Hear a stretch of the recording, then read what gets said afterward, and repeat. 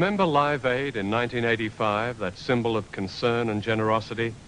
Did you know that during that year, the hungriest countries in Africa gave twice as much money to us in the developed world as we gave to them? There was another famine last year. Perhaps you were one of those who took part in Red Nose Day.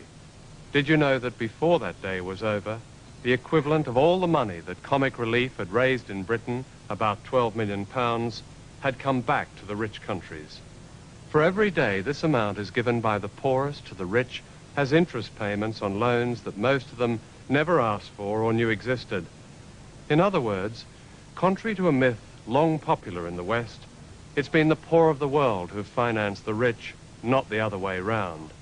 And this film sets out to explain why. It's also a film about war.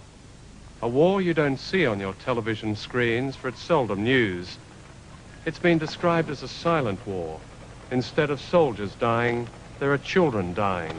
More than 500,000 in 1 year, according to the United Nations. That's more than twice the number of dead in the Gulf War.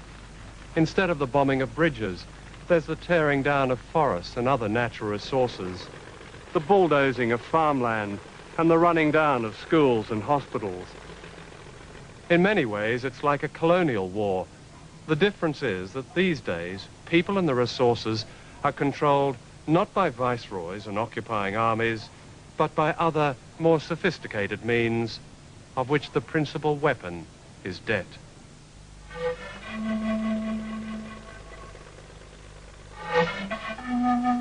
There are no bullets, but it's a war in which people are dying.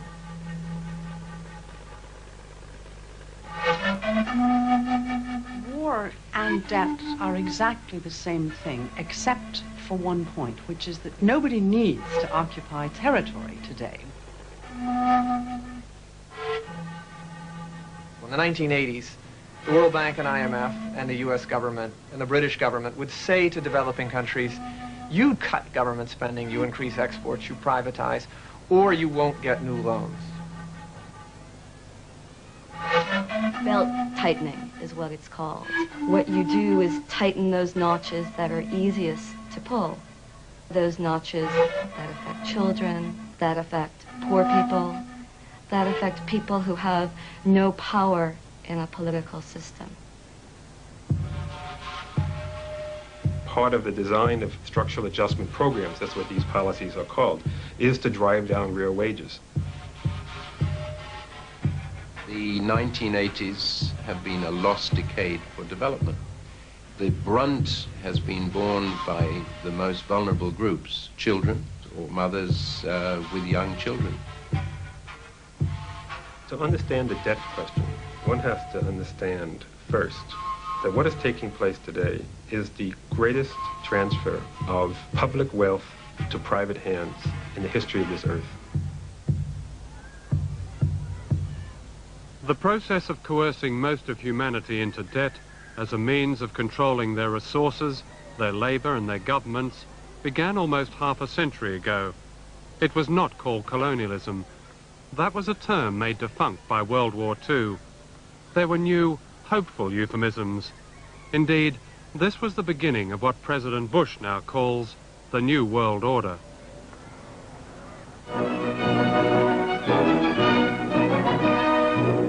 At Bretton Woods, New Hampshire, delegates from 44 allied and associate countries arrived for the opening of the United Nations Monetary and Financial Conference.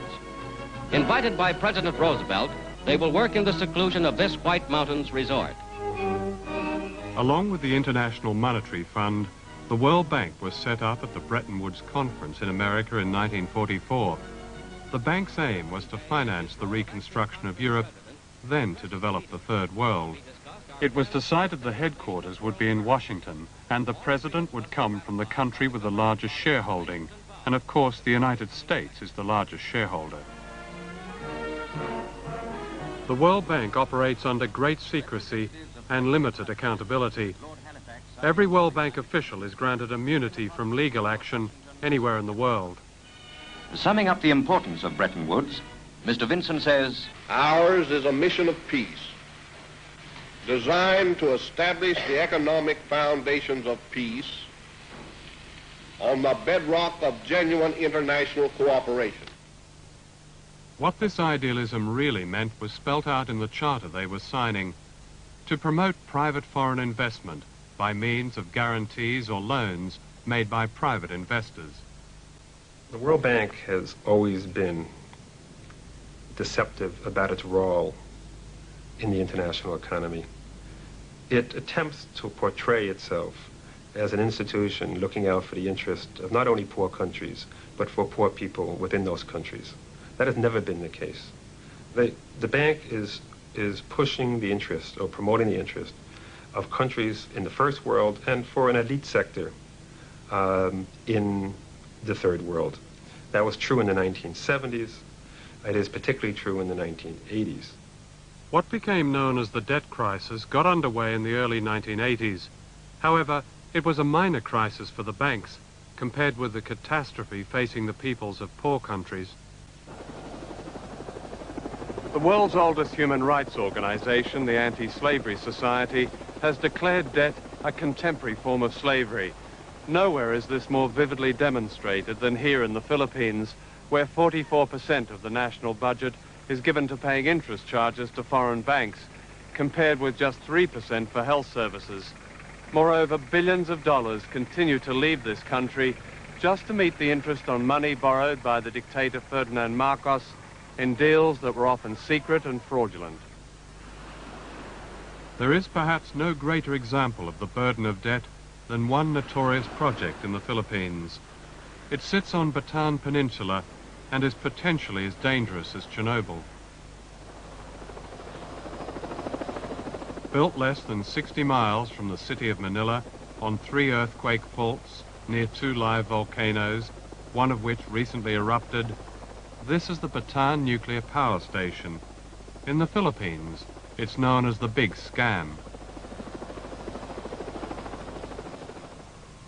The scam almost certainly began here at the Wack Wack Golf Club in Manila, where Ferdinand Marcos used to play with his cousin and chief crony, Herminio Dacini. In 1974, the American company General Electric applied to build the Bataan Nuclear Power Station, but Dacini urged his pal Marcos to accept the highest bidder, the Westinghouse Company. Moreover, the deal would be underwritten by the American government through the Export-Import Bank and a clutch of private American banks. Everybody would make a buck, except the Filipino people. By 1977, President Carter had stopped the building of nuclear power plants because of their inefficiency and faulty design. But he did nothing to stop the same plants being built in third world countries like the Philippines. Moreover, the State Department, which had to approve Westinghouse's export license, knew the Bataan Power Station was to be built in an earthquake zone, but still it was encouraged to go ahead. To make the story even more dubious, the U.S. government enters in. William Casey, later the director of the CIA, then head of the Export-Import Bank, an agency which helps U.S. businesses overseas by providing loans and loan guarantees. Casey goes to Manila. Casey comes back, recommends that the U.S. government, through this Export-Import Bank, give an initial loan. That opens the gate for all these other banks to come in and give loans, and they start building.